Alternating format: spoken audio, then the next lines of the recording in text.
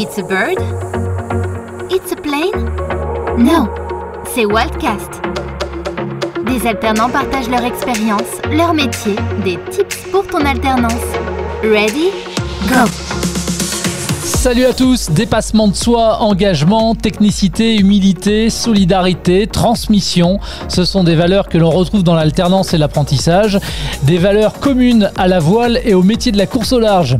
Qui mieux que des alternants pour parler d'alternance? Bienvenue dans la saison 2 de Waltcast, le podcast de Walt sur l'alternance. Et dans ce nouvel épisode, on va vivre l'aventure de Lino, alternant engagé par le skipper et entrepreneur Lalou Rouquayrol. Tous les deux vont nous embarquer à bord de Captain Alternance, un monocoque aux couleurs de Walt, un bateau pas comme les autres qui participera à la prochaine édition de la Route du Rhum, la transatlantique en solitaire entre Saint-Malo et la Guadeloupe en novembre prochain. Allez, direction la Gironde et Saint-Vivien-de-Médoc chez Lalou Multi, dans l'entreprise de Lalou Rouquayrol, dédiée à la compétition et aux matériaux composites avancés. Bonjour Lalou. Bonjour. Bonjour Lino également. Bonjour. Merci tous les deux de m'accorder un peu de votre temps que je sais précieux. Lalou, le monocoque classe 40 Captain Alternance, c'est un concentré de technologie avec pour objectif un impact carbone le plus neutre possible. C'est ce qui explique que le projet dure depuis au moins 6 ans. En tous les cas, oui, c'est l'aboutissement, on va dire, d'un long processus de développement qu'on a fait avec Arkema sur des résines donc recyclables, donc des résines thermoplastiques, donc qui nous permettent de construire donc des bateaux de course, mais entre autres, mais en tous les cas donc des composites donc de très haut niveau. Et donc cette technologie est aujourd'hui aboutie avec Captain Alternance, avec la première production donc d'un bateau de course au large, 100% recyclable. Donc c'est une première mondiale. On est plutôt très fiers donc effectivement de l'aboutissement de ce travail qui a été démarré en 2014 quand même. Lalou, ça fait 36 ans toi que tu exerces ta passion comme skipper, tu as un palmarès long comme le bras, tu as navigué avec ou en concurrence des Camas, Perron, Poupon, Tabarly, Bourgnon. Tu es également patron d'une écurie de course au large et tu encadres et formes de nombreux jeunes au métier de la course au large. C'était donc logique finalement ce partenariat avec Walt? C'est d'une logique absolue, d'autant plus que l'entreprise est inscrite dans un programme RSE depuis bientôt 3 ans maintenant et que donc effectivement on préfère travailler avec des associations comme Walt donc qui font la promotion donc de l'alternance ou de l'apprentissage, parce que déjà nous on est engagés donc au sein donc de l'apprentissage et de l'alternance depuis déjà de nombreuses années, qu'on a formé vraiment beaucoup de jeunes, donc à la fois au métier donc de skipper, mais pas seulement, donc au métier aussi de préparateur ou à l'ensemble des métiers qui rentrent en œuvre dans la fabrication et l'exploitation donc de nos bateaux de course. Donc oui, c'était d'une évidence presque et d'une logique absolue d'avoir ce partenariat avec Walt. Et puis si on regarde un peu ton parcours, je crois que tu as étudié pendant 3 ans à l'école de la marine marchande. Tu as été finalement toi aussi en quelque sorte un alternant?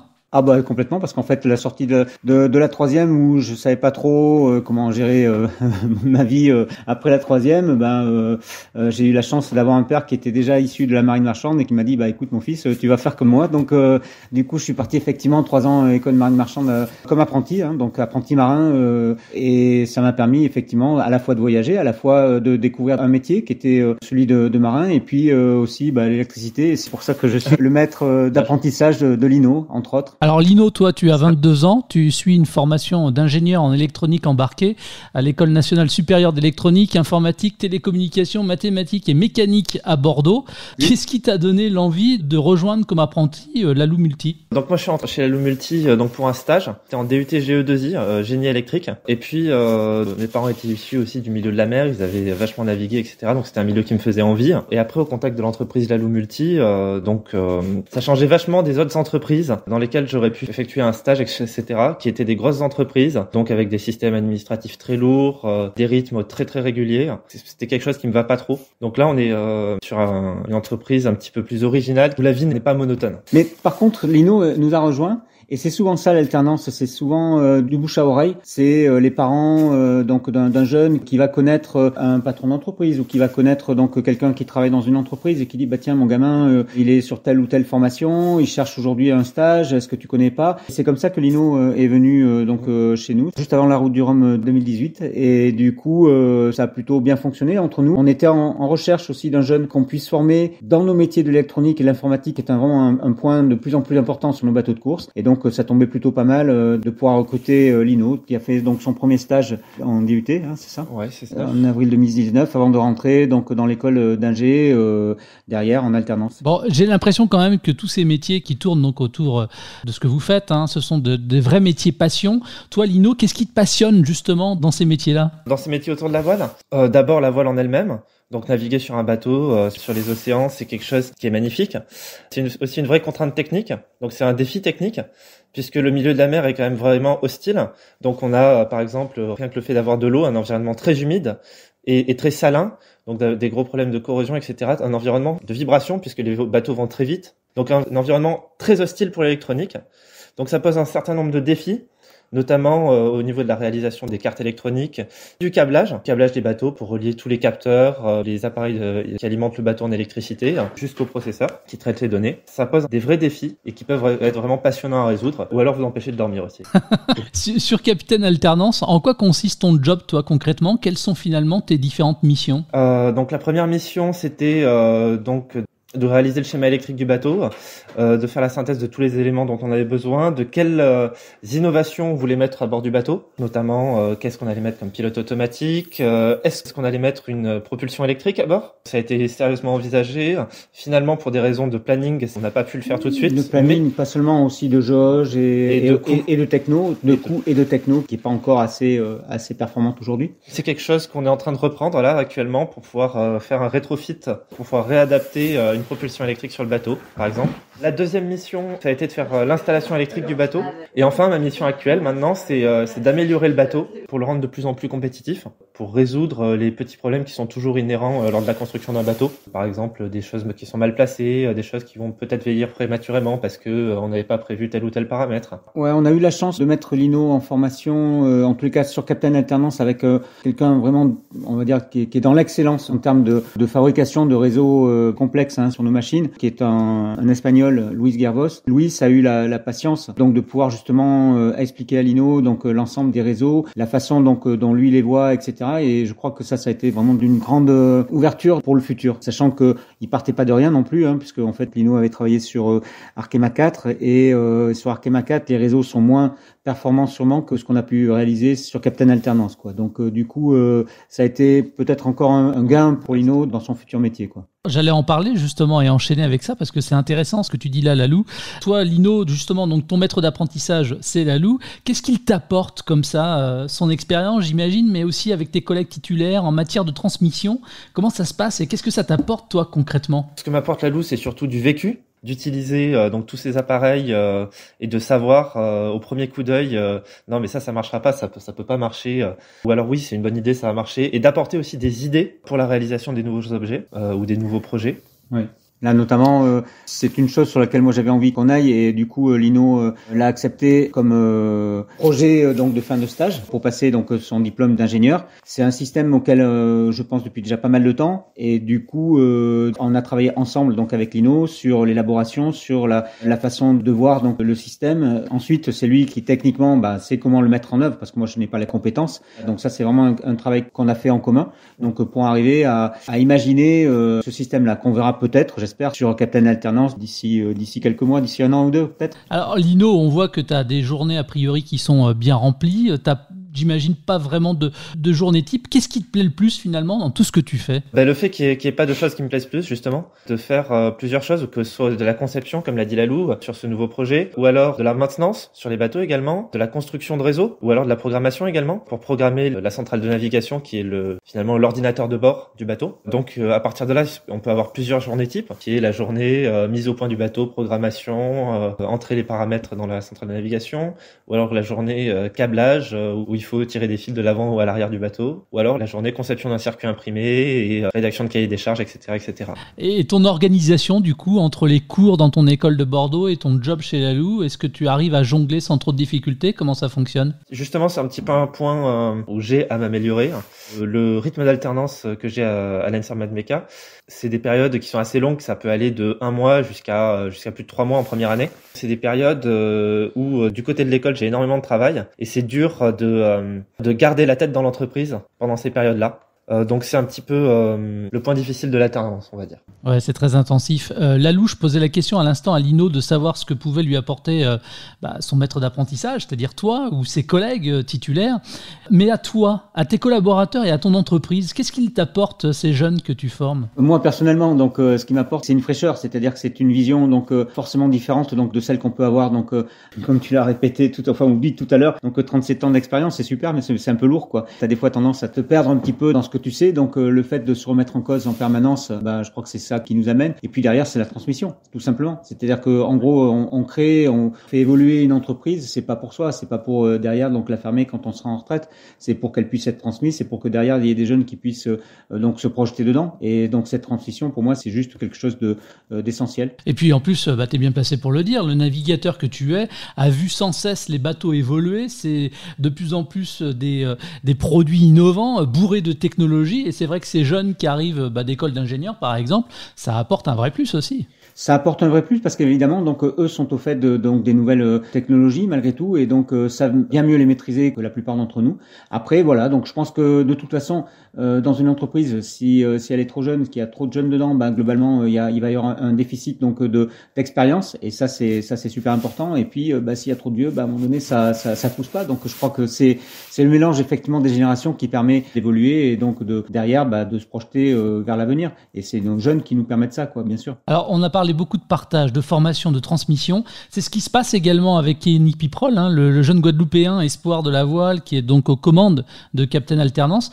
Là, elle s'est fait comment la rencontre? Comment ça se passe entre vous? Et puis quel est ton rôle, toi, par rapport à lui, du coup, là? Kenny, j'ai rencontré en 2016. C'était sur les quais de Québec, donc pour une course qui s'appelle Québec-Saint-Malo. Ce garçon m'intriguait un peu. Il n'y a pas beaucoup donc de jeunes Guadeloupéens qui naviguent, qui passent le cap d'aller traverser l'Atlantique et donc de se mettre en danger sur une course au large. Donc ça m'a un peu interpellé. Puis on a un peu discuté. Et, je regardais un peu son parcours, ce qu'il faisait, comment, pourquoi. Je trouve que ce garçon est extrêmement construit dans sa tête et très mature. Donc du coup, on a commencé à discuter courant décembre donc 2019 et il nous a rejoint en 2020.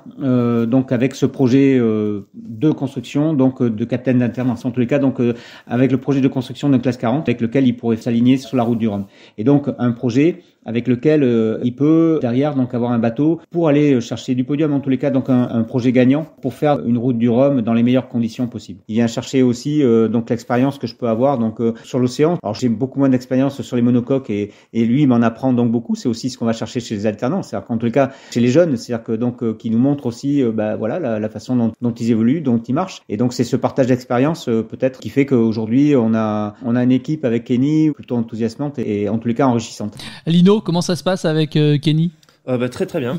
Kenny, c'est quelqu'un qui arrive très bien à synthétiser ce qu'il veut, ses besoins et à les exprimer. Donc pour moi c'est génial parce qu'on arrive de suite à comprendre ce qu'il veut, comment il le veut et pourquoi. Combien de temps dure ton contrat chez Lalou, Lino? Mon contrat d'alternance dure 3 ans et quelques mois. Il te reste combien de temps là du coup? Là je finis mon contrat en août. D'accord, ok. Et c'est quoi le programme ensuite? Le programme ensuite c'est rentrer un peu chez Lalou Multi, je pense, au moins pour quelques temps, c'est sûr. Ouais, c'est ça. Donc l'idée c'est que on embauche donc Lino à la sortie de son diplôme d'ingénieur. C'est top. Tu sais en fait en réalité donc nous les alternants on forme les jeunes un peu comme on a envie de les former quelque part donc et ils acceptent ça. Après s'ils acceptent pas, ils s'en vont, ils vont prendre une expérience ailleurs. Mais là, pour l'instant, donc aujourd'hui, donc les jeunes avec qui on a eu la chance de travailler, on travaillait dans le même état d'esprit donc que celui que l'on a aujourd'hui. Et globalement, derrière, donc effectivement, il y a de fortes chances qu'ils soient embauchés à la suite. C'est quand même une super bonne nouvelle, ça, même si évidemment tu étais déjà au courant, Lino, mais c'est top, ça, à 22 ans, décrocher un job pérenne, c'est bien. C'est cool. Lalou, c'est quoi les qualités requises pour devenir un bon skipper?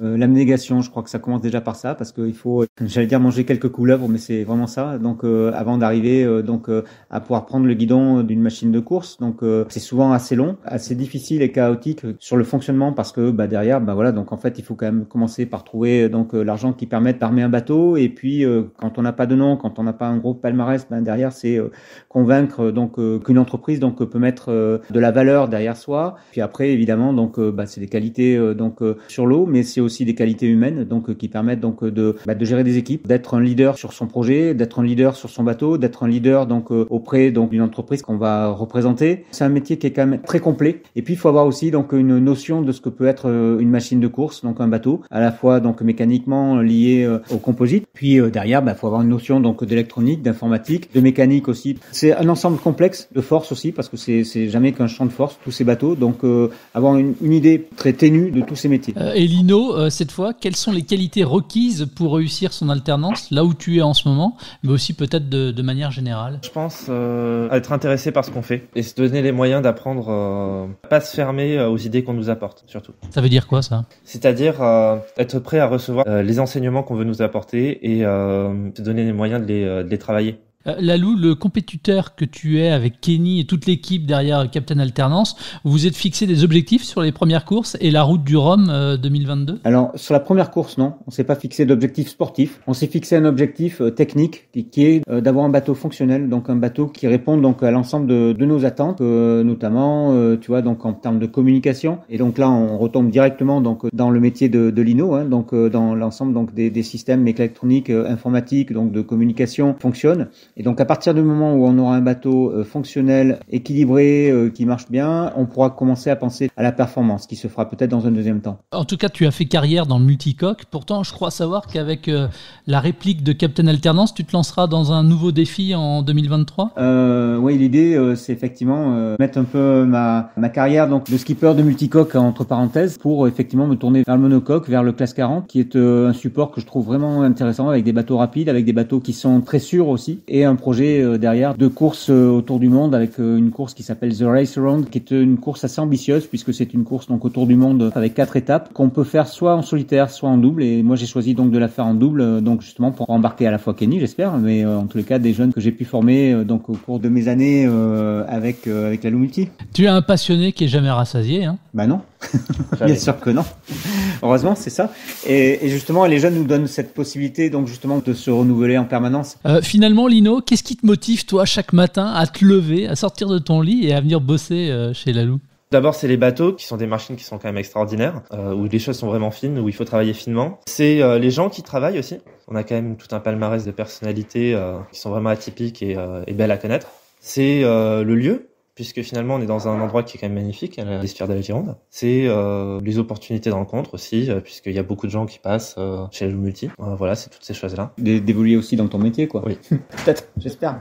Lalou, de la conception à la navigation, c'est quoi les différents métiers que l'on peut faire en alternance et en apprentissage? Est-ce qu'on peut en citer comme ça quelques-uns? Ah oui, bien sûr. Le composite, donc les matériaux composites, la transformation des matériaux composites. Tu vois, le métier de boat builder, donc qui est le métier de construction donc de bateaux de course en particulier, est un métier assez pointu. C'est un savoir-faire. Ensuite, on a les métiers liés au matelotage, par exemple. C'est la transformation de tout ce qui est boot, gréement dormant, gréement courant, donc sur les bateaux. Tous nos bateaux donc tiennent avec des bouts de ficelle, si je caricature. Ensuite, ça va être des métiers donc liés à l'électronique ou l'informatique, qui est vraiment un très gros poste aujourd'hui sur nos bateaux. Mais c'est aussi de la mécanique. Tu vois, donc en ce moment, on est en recherche d'un jeune alternant dans tout ce qui est mécanique. Alors mécanique pour nous, c'est aussi bien donc la maintenance donc des moteurs que l'accastillage, mais aussi en ayant peut-être tu vois donc des connaissances en mécanique électrique, parce qu'on va y venir fatalement. C'est tous ces métiers-là, mais c'est aussi tu vois par exemple l'architecture navale. Donc on a 2 ingénieurs archi et en même temps donc ingénieurs matériaux et ingénieurs architectes navals qui viennent compléter donc notre équipe. Et si je peux rajouter, après il y a toute l'équipe de gestion aussi. L'équipe de gestion, c'est-à-dire secrétariat, logistique. Donc on a des personnes qui s'occupent de l'ensemble du fonctionnement à la fois de l'entreprise, mais aussi donc de l'écurie. Finalement, tous les métiers mènent à la mer. Oui, à peu près. La communication également. Lino, Lalou, qu'est-ce qu'on peut vous souhaiter pour la suite? Bon vent. Ouais, bon vent bien sûr, et puis surtout donc de rencontrer le succès, donc d'avoir des partenaires à nos côtés, de façon à ce que qu'on puisse continuer à faire nos métiers et à continuer à former des jeunes à ces métiers quand même qui sont juste peut-être très particuliers, mais qui sont juste extraordinaires et qui permettent donc de se lever tous les matins. Lino, un dernier petit mot, qu'est-ce qu'on peut te souhaiter? La réussite au diplôme déjà, ça peut être pas mal. Ça c'est et d'arriver à concevoir tous les éléments du bateau dont j'ai la charge et pourquoi pas naviguer un peu plus tard. Un grand merci à tous les deux. Merci. Non, merci à toi. C'était Waltcast, le podcast de Walt sur l'alternance. À la recherche d'une orientation, une formation, un job en alternance, rendez-vous sur walt.community.